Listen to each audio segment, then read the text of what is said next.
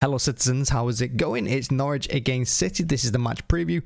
And I think after that Brentford game the other day, after having a couple of days to reflect on it, I think we're going to have to play a little bit better. I still maintain against Brentford we were really poor in the first half, in particular in the first half an hour. It was a dull game, boring. Brentford defended well. They limit our chances, and we really created nothing in that first 45 minutes. I mean, we got the penalty in, thankful for that, because in the second half, we only really started to do more when they brought in their strikers and they decided to come out of their shape a little bit. So against Norwich, we are going to have to step it up. But it's not, I don't think it's as easy as it looks on paper, because if you look at Norwich's last few games, they drew against Palace the other day, 1-1. And before that, they beat Wolves away in the FA Cup. They beat Watford away in the league 3-0. That was a good result for them. They also beat Everton at home in the league 2-1. They did get beat by West Ham, but they beat Charlton in the cup before that. So they've got some pretty good results under them. They've just beat Everton. They've just beat Wolves. They've just beat Watford. You know, and they just drew Palace. So I don't think this is going to be a walk in the park. I'm not seeing a 5 or 6-0, you know, like we've had in the past against them. I can see it being a bit of a challenge. And I think in particular, if we play like we did against Brentford, or we played in now some of our recent games, like in the first half against Swindon, the first half against Fulham, Norwich could give us a game. Norwich could be in front at halftime. I don't know. But, you know, we'll see, won't we? I mean, it's going to be a 5:30 kickoff on Saturday, so I'll be watching it. So join me for the watch along on that. And when I'm thinking about who I would play, who would I play in that match? So, breaking down from the Brentford game, and I think previously to the Fulham, so I think Sterling is playing well. I think he's getting back to where he was a couple of years ago with us. He's got to take his chances, though. That's where he's failing. And that's why the City fans are frustrated with him in the morning. You can hear it in the ground when he has a shot or when he doesn't have a shot. You just want him to hit it. It's the same with Grealish. Grealish takes 2 or 3 more touches than he should. He should just hit the ball, have a shot. It's what we want to see as fans. You know, someone like Roger who just smashes it from 30 yards first time. That's what you want to see. Take your chance. You know, you can't score if you don't shoot.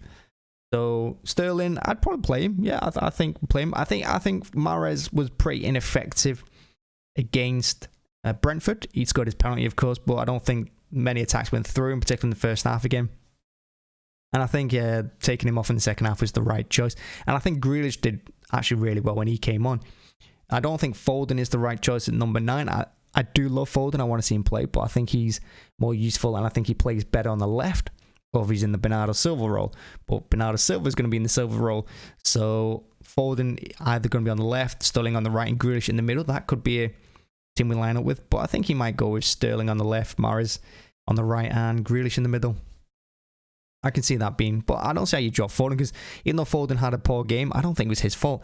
There was a few times when Ederson played the ball up to him in the centre half, in the centre circle, and you know he just got bullied. He got bullied by like 3 or 4 Brentford players. You know, there's nothing he could do really. He held up the ball a couple of times and he laid it off first time, but what's he meant to do? I mean, he's not a 6'4" striker. He can't hold the ball up like that. So I'd rather put Grealish in that role, and I think he'll do well. Defensive wise, how can you change that? You got Laporte and Diaz centre half. You got Cancelo on the left. He played Stones on the right, and I said it in the match reaction. I think that was because he's going to play him on the right in the Champions League, so he put him up for this one. But I think away from home, I think he's more likely to go with Walker. And I think it'd be silly not to play Walker, because if you're going to pick up an injury from a right back in the Champions League, it may as well be Walker, who's going to miss it anyway through suspension. So I think he's going to be resting Stones, and he'll play Walker. And I think that'll be our back 4.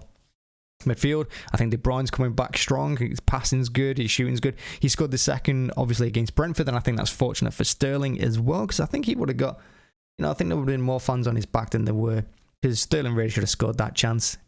But I think De Bruyne's back, and yeah, you play Bernardo, don't you? Because away from home, in particular in the Premier League, you need someone to be running all game, doing the dirty work. Doesn't really create much. He did against Brentford, but he's putting in that effort, and that's what we're going to see. And Rodri, again, you can't drop him.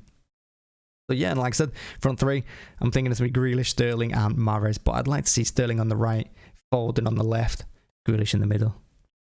But either way, it's Norwich, isn't it? Norwich away, you expect us to win. But like I said, the last few games, I mean, I think they're unbeaten in the league now, 3 games, unbeaten in the last 4 overall. And they've had good wins against Wolves, Watford. So I think it's going to be a tough game.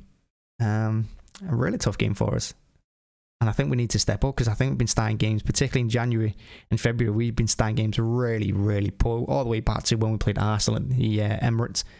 We've got to start better. because we can't let these teams just time waste on us for 40 minutes, you know, and hopefully push it in the second half. But that's my little match preview. I hope you liked, and as always, make sure to like and subscribe. Just like the video, and you know, even if you never watched, do subscribe as well. It helps the algorithm, helps us grow a little bit. We are gaining subscribers quite quickly, actually, which I'm surprised about.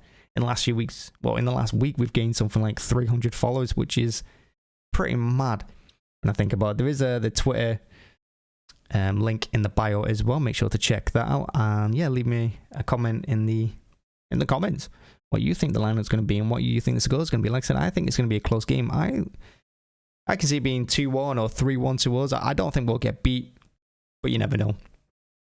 Stranger things have happened, but I think a 2 or 3-1 win to us. I just think we have to start well. I don't think we can have a slow start in this one. And yeah, what, you know, join me for the watch along. I'll be streaming it from about 5:15 on Saturday. Check it out. Thanks for watching, and as always, see you again. Bye bye.